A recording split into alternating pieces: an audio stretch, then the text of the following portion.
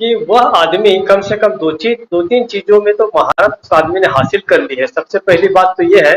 कि सीधे अटैक करना। वो वो केंद्र में विस्फोट कर रहे हैं, वो कोई आवरण पर हमले नहीं कर रहे हैं कि ऊपरी ऊपरी सतह पर किसी तरीके का बीजेपी के ऊपर वो कोई वार करे। दूसरा, राहुल गांधी की कल वाली जो सभा है तेलंगाना वाली, वारंगल वाली,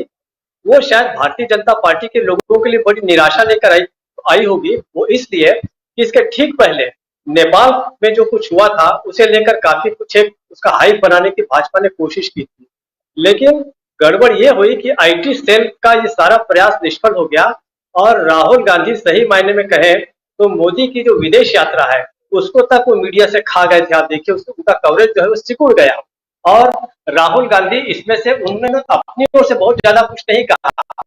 कांग्रेस पार्टी ने जरूर क्लेरिफिकेशन के लिए एक प्रेस कॉन्फ्रेंस की थी जो मेरी निगाह से अवांछनीय थी, लेकिन खैर उन्होंने अगर कर भी दी प्रेस कॉन्फ्रेंस तो उससे भी बहुत ज्यादा कोई नुकसान नहीं हुआ है। लेकिन मुझे इस वारंगल की सभा को लेकर कुछ चीजें जो है मैं और कहना चाहता हूँ कि इसके कारण अब कांग्रेस की जिम्मेदारी और राहुल गांधी की जिम्मेदारी अधिक बढ़ गई है दो स्तर पर। पहला स्तर तो तेलंगाना में जो होने वाला चुनाव है, जिस दमखम से आज उन्होंने बात की है वह दमखम क्या अगले चुनाव तक बना रह सकेगा या नहीं रह सकेगा, ये इंश्योर करना पड़ेगा राहुल गांधी को। उन्होंने आज जिस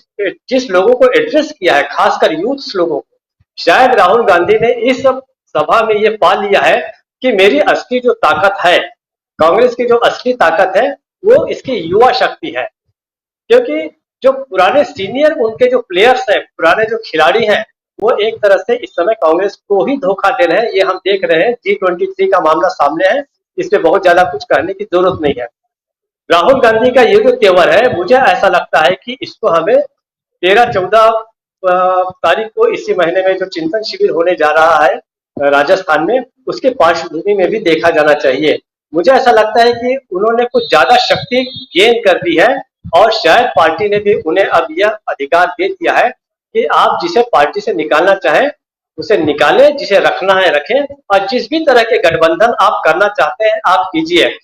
पिछले हम जानते हैं कि काफी समय से सोनिया गांधी वैसी सक्रिय नहीं है जितना उनकी बहुत सारी चीजें हैं, एज फैक्टर है, उनके तबियत आदि की भी बात है,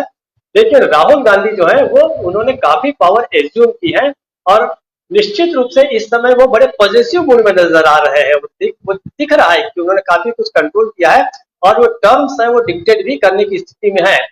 उनका यह भाषण जो है G23 और जो दूसरे जो परंपरागत जो पार्टी के नेता हैं उनके लिए भी शायद एक चिंता का सबब हो सकता है कि इस समय राहुल गांधी के जो तेवर है काफी कड़े हैं, तो चिंतन शिविर में हमें बहुत सोच समझकर बात करनी होगी। और एक ही बात मैं इसमें कहना चाहूंगा राजू जी, कि राहुल गांधी को इस चीज पर स्टिक करना चाहिए। राहुल गांधी की सिर्फ एक जो कमी है जिसके बारे में बहुत सारे लोग उनके ऊपर हमला भी करते हैं कि वो कंसिस्टेंट नहीं रहते हो, तो लगातार इस चीज को आगे नहीं बढ़ाते। आपको याद होगा कि 2014 में उन्होंने 150 युवा नेताओं को चुना था और उनके साथ बड़ी लंबी बात की थी। उसके पहले 650 लोगों की सूची बनाई थी पूरे देश में, जिसमें राहुल गांधी ने खुद बैठ के वो जिस समय वो युवा विंग के वो इंचार्ज थे, वो 650 युवा नेताओं की लिस्ट कहाँ है मैं नहीं जानता, उसको फिर से लाना चाहिए और निश्चित रूप से अगले कुछ समय के लिए उन युवा शक्ति के बल पे ही कांग्रेस को आगे बढ़ना होगा। एक जो पीढ़ी है वहां से चुक रही है, खत्म हो रही है। राहुल गांधी शायद इस आज के भाषण में, कल के भाषण में वारंगल वाले में शायद कांग्रेस की ताकत को महसूस कर लिया है कि वो शक्ति कहाँ छुपी है, और मुझे लगता है कि उनको जान जाना चाहिए कि कृपा कहाँ पर अटकी हुई है और इस कृपा को